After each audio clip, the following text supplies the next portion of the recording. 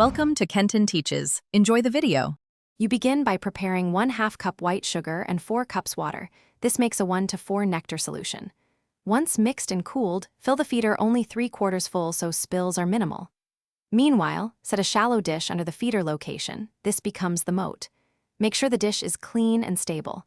You use zip ties or wire to hang the feeder, keeping it centered over the dish. Do not add dyes. Hummingbirds need pure nectar.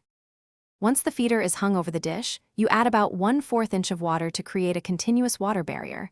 This prevents ants and crawling insects from bridging to the feeder. Make sure the hanger does not touch the dish. Separation is the key.